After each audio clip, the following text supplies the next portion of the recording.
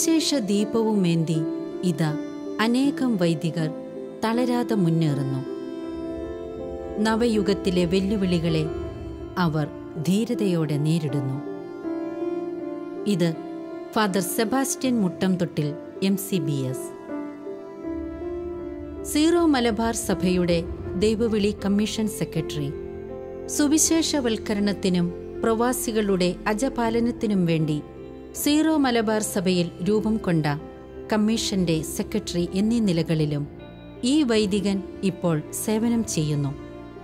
ദൈവം വഴി നടത്തിയ അനുഭവങ്ങളും മിഷൻ വയലിലെ തന്റെ ശുശ്രൂഷകളെക്കുറിച്ചും ഫാദർ സെബാസ്റ്റ്യൻ മുട്ടംതൊട്ടിൽ MCBS നമ്മോട് പങ്കുവയ്ക്കുന്നു.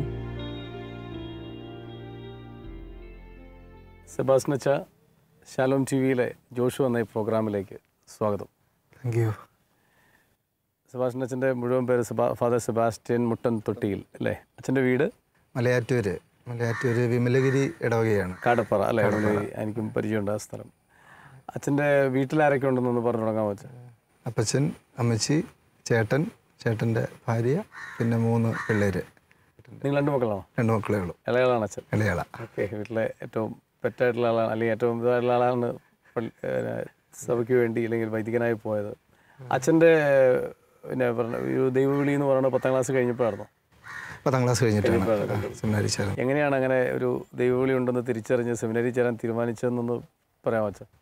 ഇടവകയിലെ സിസ്റ്റേഴ്സ്, അച്ഛന്മാർ, ഇവരുടെ സ്വാധീനം ഒത്തിരിയേറെ ഉണ്ടായിരുന്നു. അത് പറയാൻ കാരണം, എൻ്റെ ചെറുപ്പകാലത്താണ് ഞങ്ങളുടെ പള്ളിയിലെ മഠത്തിൽ ഒരു നേഴ്സറി ആയിട്ട് അവർ തുടങ്ങിയത്. അപ്പോൾ ഞങ്ങളതിൻ്റെ ആദ്യത്തെ പിള്ളേരായിരുന്നു. അന്ന് മുതൽ സിസ്റ്റേഴ്സ് ഞങ്ങളെ എന്നെ ഇടയ്ക്കൊക്കെ ഫാദർ സെബാസ്റ്റ്യൻ മുട്ടംതൊട്ടിൽ എന്ന് അവർ പേരെടുത്ത് വിളിക്കുമായിരുന്നു. എൻ്റെ സെബാസ്റ്റ്യൻ, വേറെ പേരൊന്നുമില്ല. അപ്പോൾ അങ്ങനെ ഒരു പേരെടുത്ത് വിളിക്കുമായിരുന്നു. അപ്പോൾ അങ്ങനെ ഒരു ചെറിയ ആഗ്രഹം എൻ്റെ മനസ്സിൽ ഞാനറിയാതെ തന്നെ എപ്പോഴോ എൻ്റെ ഉള്ളിൽ കടന്നു കൂടിയിട്ടുണ്ട്. പിന്നെ അത് പള്ളിയിലെ കാര്യങ്ങളിലേക്ക് വ്യാപൃതം, പ്രത്യേകിച്ച് സംഘടനാ പ്രവർത്തനങ്ങളിലും പിന്നെ ആൾത്താര ശുശ്രൂഷികൾ അങ്ങനെയുള്ള കാര്യങ്ങളിൽ മുഴുകിയപ്പോൾ അത് കൂടുതൽ അത് ആഴമായി. പിന്നെ എനിക്കിപ്പോൾ വേറെ ഒരു കാര്യം പറയാനുള്ള, എനിക്ക് വേറൊരു ചിന്ത എൻ്റെ മനസ്സിലില്ലായിരുന്നു. 10ാം ക്ലാസ് കഴിഞ്ഞാൽ അച്ഛനാകണം എന്നൊരു ചിന്തയായിരുന്നു. ഒരു മാർഗത്തെക്കുറിച്ച് ഞാൻ അന്ന് അങ്ങനെ ചിന്തിച്ചിട്ട് പോലുമില്ല. ഒരു കൺഫ്യൂഷൻ ഉണ്ടായിരുന്നു. അതെങ്ങനെയാണ് അത് എൻ്റെ മനസ്സിൽ കടന്നുകൂടിയെന്നൊന്നും എനിക്ക് കൃത്യമായിട്ടൊരു ഉത്തരം പറയാനായിട്ട് പറ്റിയല്ല. പക്ഷേ ഇങ്ങനെയൊരു കാലക്രമേണ അതെൻ്റെ മനസ്സിൽ ആഴമായിട്ട് വന്നതാണ്. വികാരിച്ചന്മാരും അവിടുത്തെ സിസ്റ്റേഴ്സും ഒക്കെ എന്നെ ഒത്തിരിയേറെ സഹായിച്ചിട്ടുണ്ട് അതിൻ്റെ പിന്നിൽ. ഞാൻ ഈ അടുത്തിടെ എന്നാളൊരു പെട്ടെന്ന് ഒരു അച്ഛനുമായി ബന്ധപ്പെട്ടൊരു കാര്യം ഇങ്ങനെ വേറൊരു അച്ഛനോട്, എൻ്റെ ഒരു സുഹൃത്ത് അച്ഛനോട് ഇങ്ങനെ സങ്കടം പോലെ പറഞ്ഞപ്പോൾ അച്ഛൻ എന്നോട് വളരെ സ്നേഹത്തിൽ ദേഷ്യപ്പെട്ടുകൊണ്ട് പറഞ്ഞു, എടാ ഈ അച്ഛന്മാരെന്ന് പറയുന്നത് നിൻ്റെയൊക്കെ കുടുംബത്തിൽ നിന്നൊക്കെ തന്നെ വന്നെയാണ്, അല്ലാണ്ട് വേറെ സ്ഥലത്ത് നിന്ന് ഇങ്ങനെ വന്നെയല്ല എന്നിങ്ങനെ പറഞ്ഞു. ഞാനപ്പോൾ വിചാരിക്കണേ, മലയാറ്റൂർ പോലത്തെ സ്ഥലങ്ങളിലൊക്കെ നല്ല ഒരു ക്രൈസ്തവ കുടുംബ പാരമ്പര്യമുള്ള വീടുകളാണല്ലോ. അച്ഛൻ്റെ ഈ ഒരു ദൈവവിളിയിലും അച്ഛൻ്റെ ഈ ഒരു രൂപീകരണത്തിലൊക്കെ ഒരു അടിസ്ഥാന ഘടകം കുടുംബമായിരിക്കുമല്ലോ. എങ്ങനെ മാതാപിതാക്കളും കുടുംബവും സ്വാധീനിച്ചു എന്നുകൂടി ഒന്ന് പറയാൻ പറ്റുമോ? ഒന്ന്, അതിനകത്ത് ഏറ്റവും പ്രധാനപ്പെട്ട വ്യക്തി എൻ്റെ അമ്മച്ചി തന്നെയാണ്. അതായത് ഞങ്ങൾ കുഞ്ഞുങ്ങളായിരുന്നപ്പോൾ മുതൽ ഞങ്ങളെ, എന്നെയും ചേട്ടനെയും നിർബന്ധിച്ച് പള്ളിയിൽ വിടുമായിരുന്നു. പള്ളിയിൽ വലിയ ദൂരമൊന്നുമില്ല, അടുത്താണ് പള്ളി. അപ്പം നിർബന്ധിച്ച് പള്ളിയിൽ വിടുമായിരുന്നു. ഞങ്ങൾക്ക് ഇഷ്ടമില്ലെങ്കിൽ കൂടി അമ്മച്ചി വിടും. അത് ഏത് പരീക്ഷയാണെങ്കിലും ഞങ്ങൾ എഴുന്നേൽപ്പിച്ച് വിടും. ഞങ്ങൾ പറയും, പരീക്ഷ അമ്മച്ചി എന്ന് പഠിക്കണം. ഇല്ല, പള്ളി പോയിട്ട് വന്നിട്ട് പഠിച്ചാൽ മതി. പിന്നെ പള്ളിയിലെ എല്ലാ കാര്യങ്ങളിലും ഞങ്ങൾ പറഞ്ഞു വിടുമായിരുന്നു. സംഘടനാ പ്രവർത്തനമാണെങ്കിലും വേദപാഠമാണെങ്കിലും അങ്ങനെ എല്ലാ കാര്യങ്ങളിലും ഞങ്ങളെ നിർബന്ധിച്ച് വിടുമായിരുന്നു. പിന്നെ വീട്ടിലാണെങ്കിലും പ്രാർത്ഥനയും പ്രത്യേകിച്ച് വണക്കമാസമൊക്കെ ഞങ്ങളെ കൊണ്ട് അമ്മച്ചി ചെല്ലിക്കുമായിരുന്നു ചെറുപ്പം മുതലേ. അപ്പോൾ അങ്ങനെ ഈ ഒരു ദൈവിക കാര്യങ്ങളോടുള്ള ഒരു അടുപ്പം അറിയാതെ തന്നെ മനസ്സിൽ ഞങ്ങൾക്ക് 2 പേർക്കും ഉണ്ടായിരുന്നു.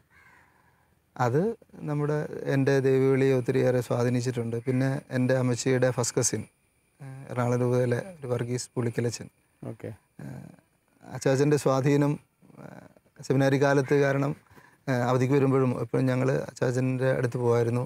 അപ്പോൾ ആ ഒരു സ്വാധീനം ഞങ്ങൾക്ക് ഒത്തിരി ഉണ്ടായിട്ടുണ്ട്. എനിക്കും ചേട്ടനും ഈ ദൈവിക കാര്യങ്ങളിലേക്ക് കുറച്ചുകൂടി എടുക്കാനായിട്ട്, പള്ളിയിലെ കാര്യങ്ങളിലേക്ക് എടുക്കാനായിട്ട് ഞങ്ങളെ ഒത്തിരി സ്വാധീനിച്ചിട്ടുണ്ട്.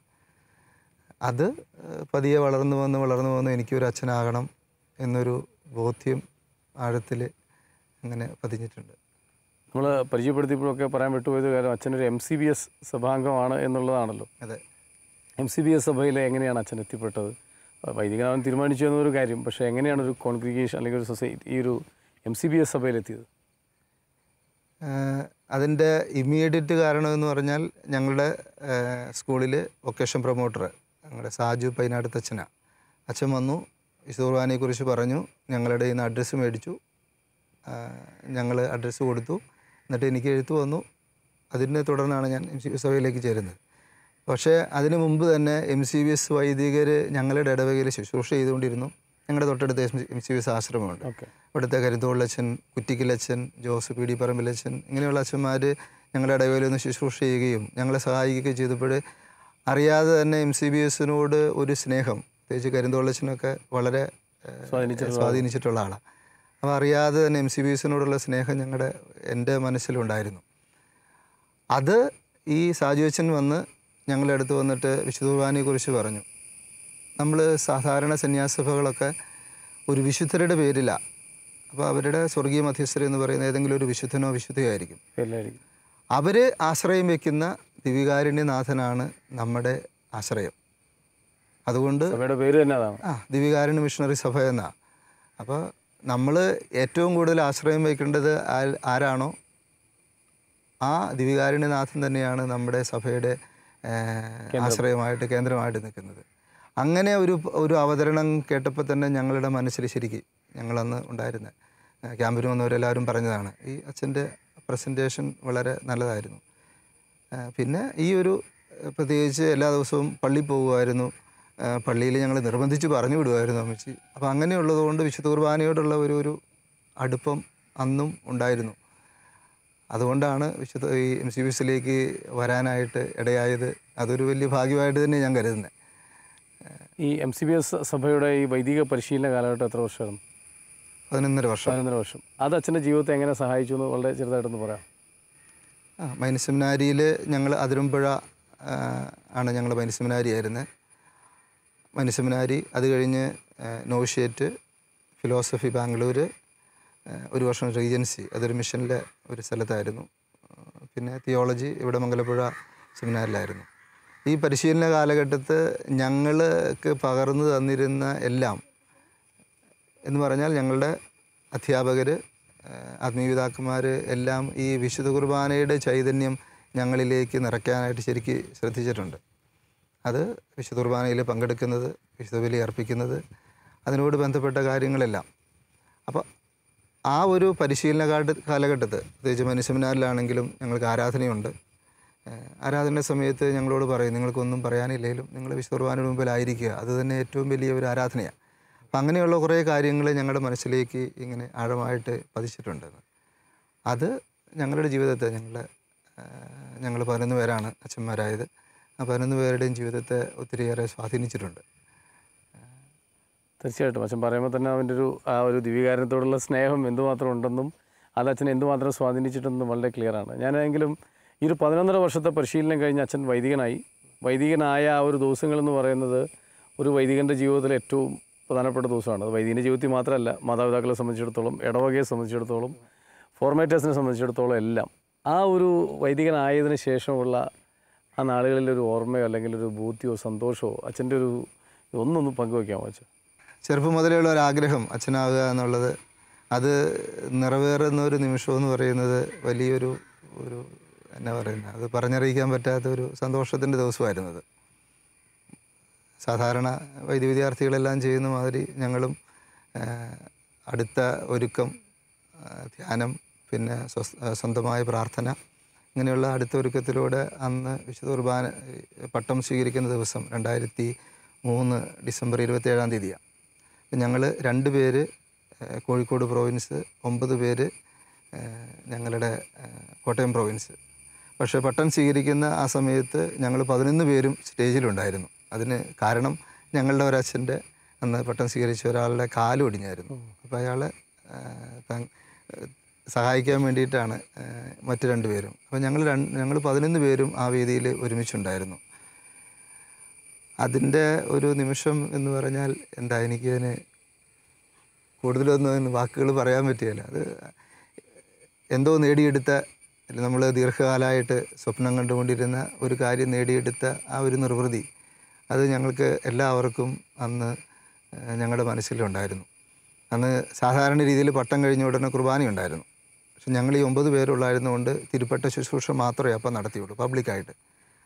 അത് കഴിഞ്ഞ് ഞങ്ങളുടെ ബന്ധുക്കളെല്ലാം പോയി കഴിഞ്ഞിട്ടാണ് ഞങ്ങൾ ഒരുമിച്ച് ചേർന്ന് ആദ്യമായിട്ട് പെരുന്നത്. അത് ഞങ്ങളുടെ സഭാപിതാക്കന്മാരുടെ ശവകുടീരം ഉണ്ടായിരുന്ന കടുവാക്കുളം പള്ളിയിൽ വെച്ചായിരുന്നു.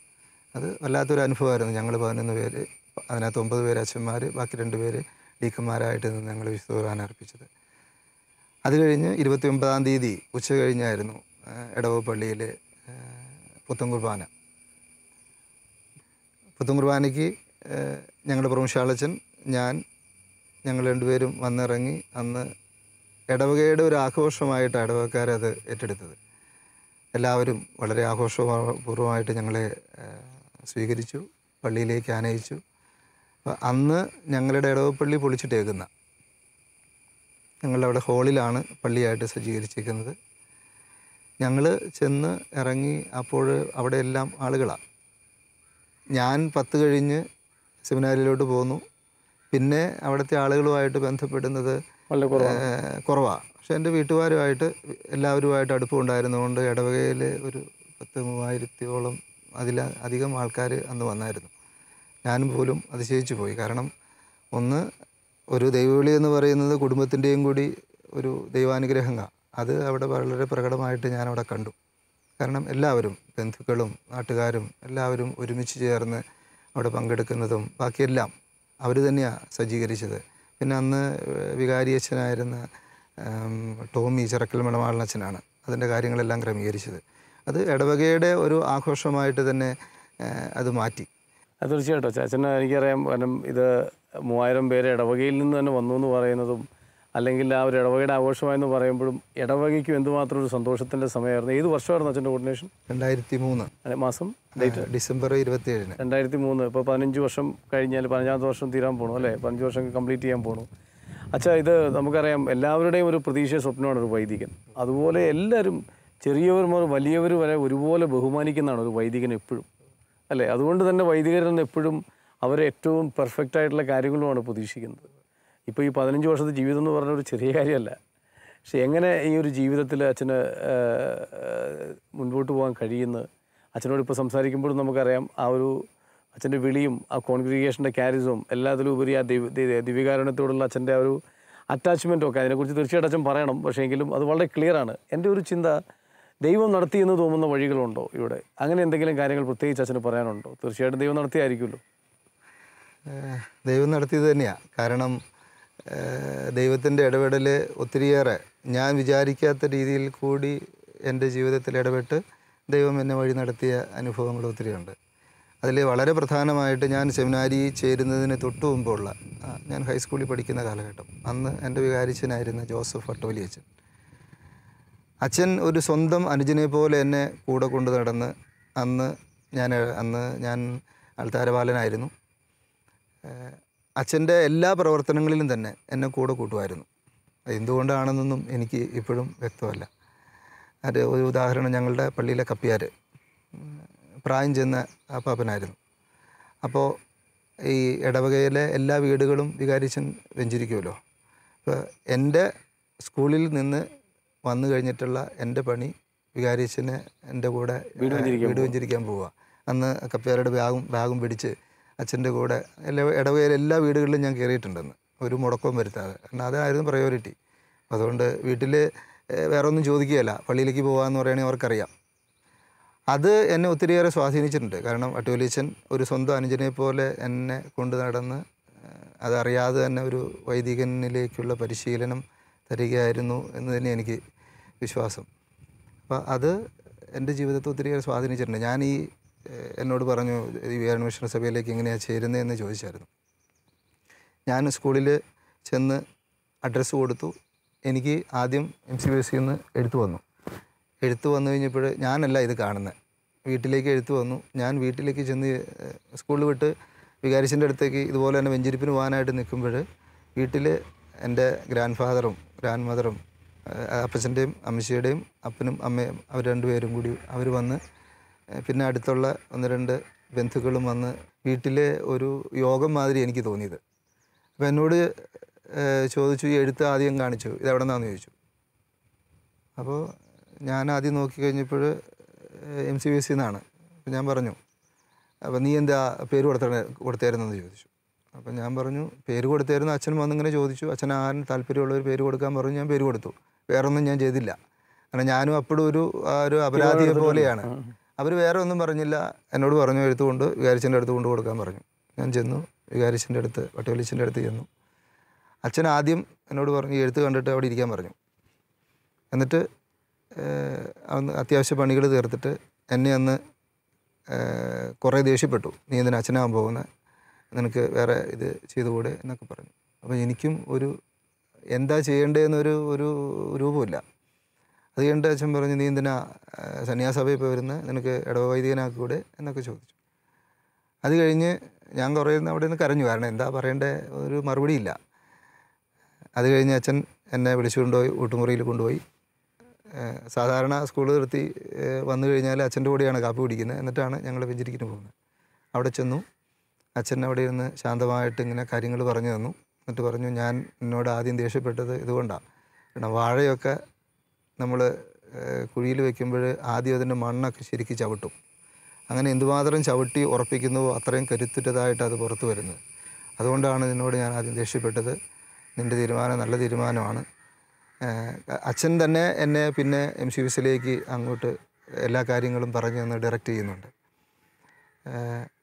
അത് വളരെ വട്ടവലിച്ചൻ്റെ കൂടെയുള്ള ആ ഒരു അനുഭവം വളരെ സ്വാധീനം ചെലുത്തിയ ഒന്നായിരുന്നു എൻ്റെ ജീവിതത്തിൽ.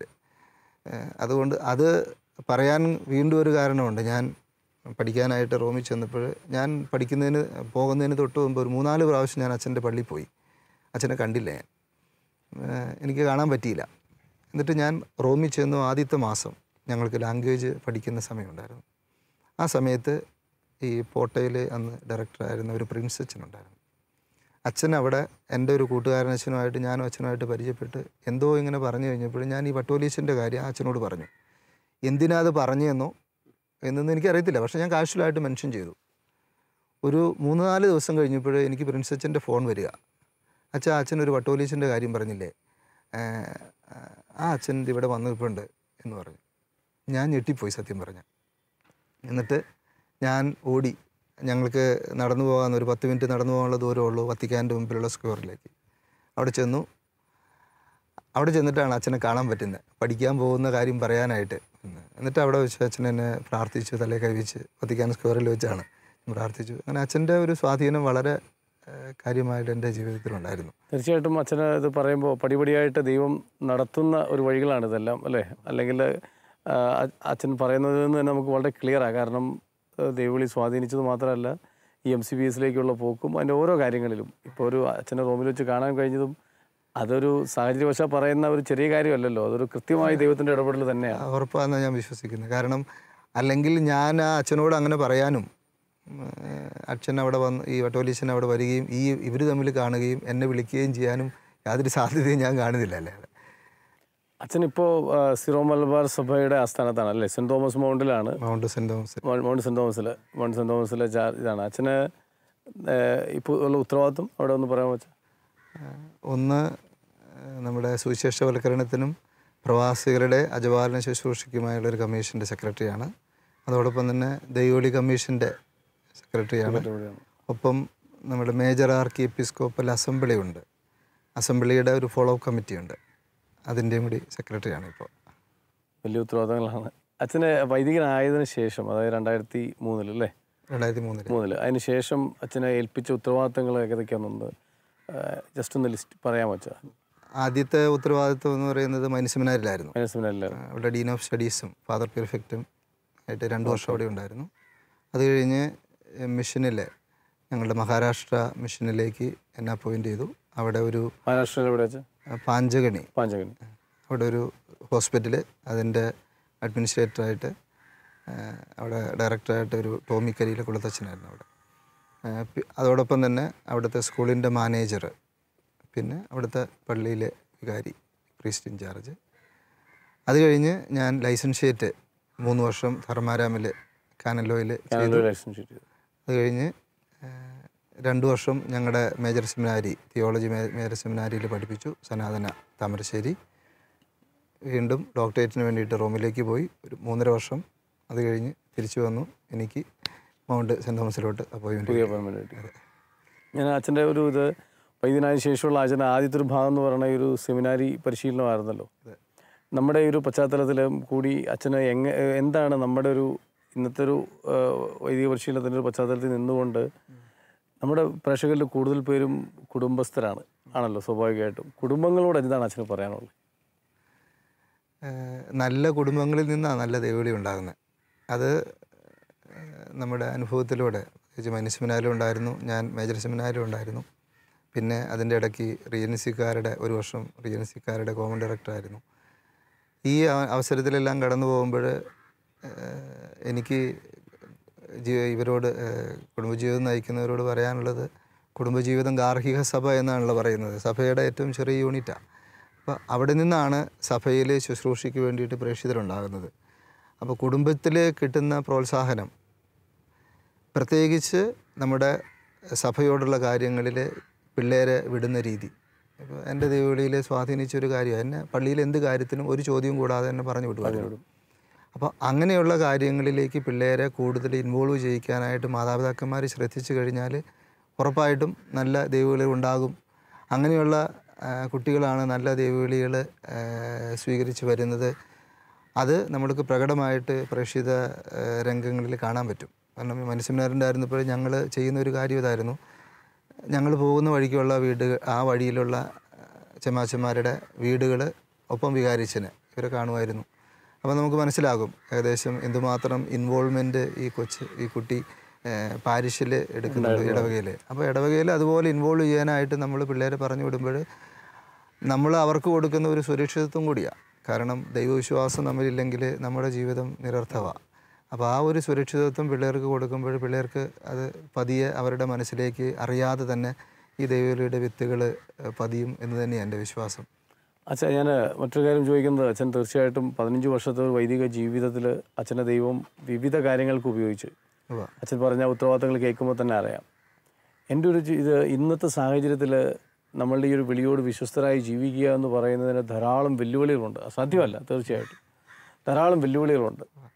അതുപോലെ വൈദികർ ഉൾപ്പെടെയുള്ള ആളുകൾ ധാരാളം തെറ്റിദ്ധരിക്കപ്പെടുകയും അല്ലെങ്കിൽ മറ്റ് പല വിധത്തിൽ ഇന്ന് സമൂഹം അല്ലെങ്കിൽ പല രീതിയിൽ ആക്രമിക്കപ്പെടുകയൊക്കെ ചെയ്യുന്ന സാഹചര്യമുണ്ട്. അത് ഹിന്ദു ആയിക്കോട്ടെ. പക്ഷേ എൻ്റെ ചോദ്യം ഇതാണ്, എങ്ങനെ നമുക്ക് ഇത്തരം വിളിയോട് വിശ്വസ്തരായിട്ട് ജീവിക്കാൻ ഈ ലോകത്തിൻ്റെ ഈ യാഥാർത്ഥ്യങ്ങളുടെ നടുവിൽ സാധിക്കുന്നു? അതിനുള്ള അച്ഛൻ്റെ ഒരു ശക്തി എന്താണ്? ഒന്ന് വിശുദ്ധ കുർബാന തന്നെയാണ്. ഞാനിത് പറയാൻ കാരണം, എൻ്റെ പട്ടം സ്വീകരിച്ചപ്പോൾ എൻ്റെ ഉള്ള ഒരു വലിയൊരു ആഗ്രഹമായിരുന്നു, തമ്പുരാനോട് പ്രാർത്ഥിച്ചത് തന്നെയായിരുന്നു, മരണം വരെ എല്ലാ ദിവസവും വിശുദ്ധ കുർബാന അർപ്പിക്കാനായിട്ട് എനിക്ക് അനുഗ്രഹം നൽകണേ എന്ന്. അത് അങ്ങനെ പറയാനുണ്ടായ കാരണവും എൻ്റെ ചെറുപ്പത്തിലുള്ള അനുഭവമാണ്. എന്നെ എല്ലാ ദിവസവും പറഞ്ഞു വിടുമായിരുന്നു, പള്ളിയിൽ പോകാൻ. ഒപ്പം എൻ്റെ സെമിനാരി കാലഘട്ടത്തിലും റീജൻസി കാലഘട്ടത്തൊഴിച്ച്, കാരണം റീജൻസി കാലഘട്ടം ഞാനൊരു കുഗ്രാമത്തിലായിരുന്നു. അപ്പോൾ അവിടെ നിന്ന് അച്ഛൻ പുറത്തു പോയാൽ എനിക്ക് വിശുദ്ധ കുർബാനയിൽ പങ്കെടുക്കാനായിട്ട് യാതൊരു മാർഗ്ഗവുമില്ല. അപ്പോൾ അന്ന് വിശുദ്ധ കുർബാനയുടെ മുമ്പിൽ ഇരുന്ന് പ്രാർത്ഥിക്കുക മാത്രമേ ഉള്ളൂ. അല്ലെങ്കിൽ എല്ലാ ദിവസവും തന്നെ, ഇതൊക്കെ വെള്ളിയാഴ്ച ഒഴിച്ച് എല്ലാ ദിവസവും തന്നെ വിശുദ്ധ കുർബാനയിൽ പങ്കെടുക്കാനായിട്ട് ഞാൻ ശ്രദ്ധിച്ചിരുന്നു. ഒരു ദിവസം എൻ്റെ ഒരു ആൻറ്റിയുടെ വീട്ടിൽ പോയതാണ്. അന്ന് രാവിലെ അവിടെ കുർബാനയില്ലായിരുന്നു, വൈകിട്ട് എൻ്റെ ഇടവപ്പള്ളിയിലും കുർബാനയില്ല. അപ്പോൾ ഞാൻ വന്ന് വിശുദ്ധ കുർബാനയിൽ പങ്കെടുക്കാൻ വേണ്ടിയിട്ട് മാത്രം ഞാൻ മലയാറ്റൂർ മല കയറി വിശുദ്ധ കുർബാന പങ്കെടുത്തു. അപ്പോൾ അത്രയും ഒരു അനുഗ്രഹം തമ്പുരാനിൻ്റെ പരിശീലന കാലഘട്ടത്തിൽ തന്നിട്ടുണ്ട്. അച്ഛനായതിനു ശേഷവും എവിടെയൊക്കെ പോയാലും എനിക്ക് വിശുദ്ധ കുർബാന അർപ്പിക്കാനായിട്ടുള്ളൊരു ഭാഗ്യം ദൈവം തന്നിട്ടുണ്ട്. അത് വെള്ളിയാഴ്ച ഒഴിച്ച് ബാക്കി എല്ലാ ദിവസങ്ങളിലും തന്നെ വിശുദ്ധ കുർബാന അർപ്പിക്കാനായിട്ട് തമ്പുരാൻ തന്നു. അത് ഒരു പൗരോഹിത്യ ദൈവവിളിയിൽ ഏറ്റവും നമ്മളെ പിടിച്ചു നിർത്തുന്നതും. കാരണം വിശുദ്ധ കുർബാന ഇല്ലാതെ പൗരോഹിത്യമില്ല. അതുപോലെ തന്നെ ജോൺ പോൾ രണ്ടാമൻ മാർപ്പാപ്പ പറയുന്നുണ്ട്, പൗരോഹിത്യം ഇല്ലാതെ വിശുദ്ധ കുർബാനയില്ല. അതുകൊണ്ട് ഇത് രണ്ടും ഒരുപോലെ ചേർന്ന് കിടക്കുന്നതാണ്. പിന്നെ ഞങ്ങളുടെ വ്രതവാഗ്ദാന സമയത്ത്, പ്രത്യേകിച്ച് MCBSൻ്റെ വ്രതവാഗ്ദാന സമയത്ത് ഞങ്ങൾ പ്രാർത്ഥിക്കുന്ന ഒരു കാര്യമാണ്, എൻ്റെ ഈ വ്രതാനുഷ്ഠാനത്തിൽ വിശ്വസ്തനായിരിക്കാനായിട്ട് ദൈവത്തിൻ്റെ അനുഗ്രഹവും ഒപ്പം എൻ്റെ സഹോദരങ്ങളുടെ സഹായവും എന്നെ പ്രാപ്തനാക്കട്ടെ എന്നാണ്. ഞാൻ വിശ്വസിക്കുന്നത്, ഒന്ന് വിശുദ്ധ കുർബാന, പിന്നെ എൻ്റെ കൂടെയുള്ള, അപ്പോൾ ഞാനൊരു അച്ഛനാണെങ്കിൽ എൻ്റെ വൈദിക സുഹൃത്തുക്കളുടെ സഹായം, അത് എന്നും എനിക്കൊരു വലിയ താങ്ങാണ്. എനിക്ക് എന്ത് പറ്റിയാലും എനിക്ക് ഒന്ന് അതൊന്ന് ഷെയർ ചെയ്യാൻ പറ്റുന്ന നല്ല സുഹൃത്തുക്കൾ, പറയാൻ പറ്റുന്ന നല്ല സുഹൃത്തുക്കൾ ഉണ്ട്. അതുകൊണ്ട് തന്നെ തമ്പുരാൻ എന്നെ വഴി നടത്തുന്നുമുണ്ട്. അതുതന്നെ അച്ഛന്മാരുടെ എല്ലാം വിജയരഹസ്യമെന്ന് ഞാൻ വിശ്വസിക്കുക. കാരണം നല്ല സുഹൃത്തുക്കൾ ഉള്ളത്, പ്രത്യേകിച്ച് വൈദിക സുഹൃത്തുക്കളുള്ളത്, അത് വലിയൊരു മുതൽക്കൂട്ട് തന്നെയാണ്. നമ്മുടെ ഏറ്റവും വലിയ ശക്തിയും അതെന്ന് തന്നെയാണ് ഞാൻ വിശ്വസിക്കുന്നത്. ഇപ്പം ഞങ്ങളുടെ ബാച്ചുകാർ 11 പേരുണ്ടെന്ന് പറഞ്ഞു. ഞങ്ങൾ നല്ല സുഹൃത്തുക്കളാണ്. ഞങ്ങൾക്ക് എന്തും പറയാനുള്ളൊരു സ്വാതന്ത്ര്യം ഞങ്ങളുടെ ഇടയിലുണ്ട്. അപ്പോൾ ഞങ്ങൾക്ക് ഒരാൾക്കൊരു തെറ്റ് പറ്റിയാൽ ഞങ്ങൾ പരസ്പരം അത് പങ്കുവയ്ക്കും. അതിൽ നിന്ന് മോചനം നേടേണ്ട കാര്യം നമ്മൾ ആലോചിക്കും, നിസ്സാരമായ കാര്യങ്ങളാണെങ്കിൽ കൂടി.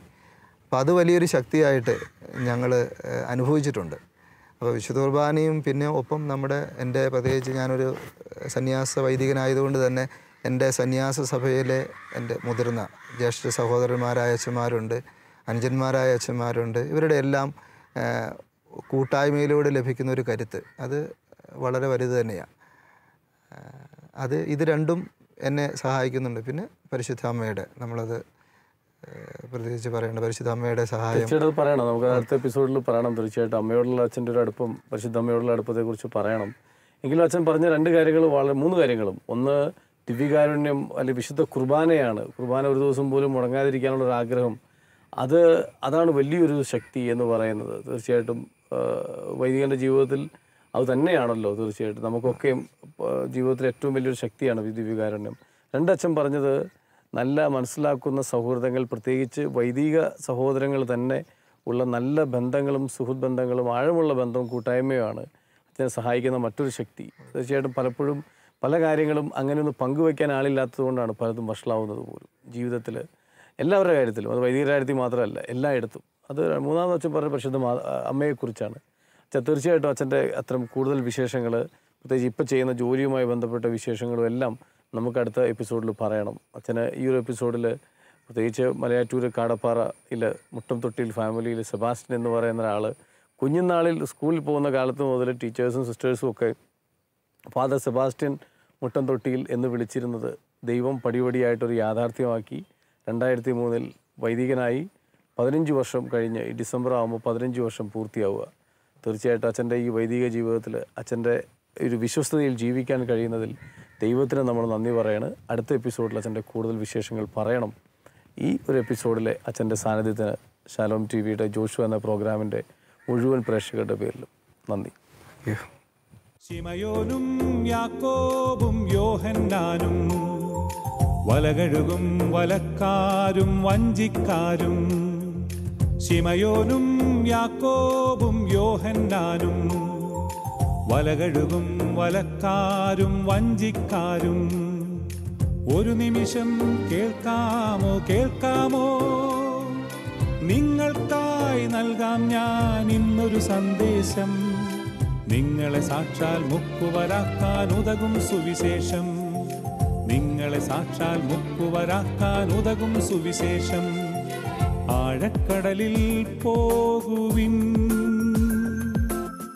ആഴത്തിൽ വലയെറിയുവിൻ. ആഴക്കടലിൽ പോകുവിൻ, ആഴത്തിൽ വലയെറി